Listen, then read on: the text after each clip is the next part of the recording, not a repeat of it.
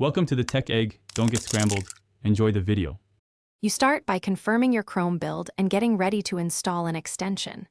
Open Settings and check about Chrome to update if needed, because extensions often require the latest APIs.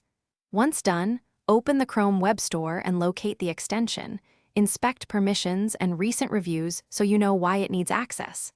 Make sure extensions are allowed in Chrome, //extensions, and use the Install button.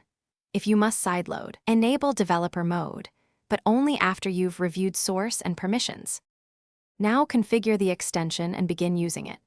Pin the icon to the toolbar for fast access, then open its Options panel to set preferences, link accounts, or paste API keys. This is where functionality is unlocked. Next, test features on a representative page so you can observe how it injects UI or modifies behavior.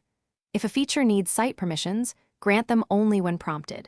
Keep an eye on pop-ups and console warnings, because they explain why something might not work as expected. Finish by ensuring stability and preparing for fixes. Restart Chrome after major configuration changes, because a fresh process can resolve memory and permission issues. Make sure the extension stays updated through Chrome, //extensions, or automatically via the web store, and revisit options after updates.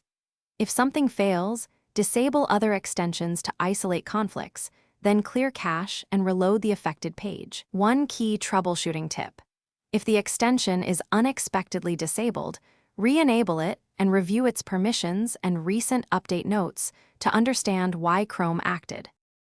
Thanks for watching. Consider subscribing if I helped unscramble your problems.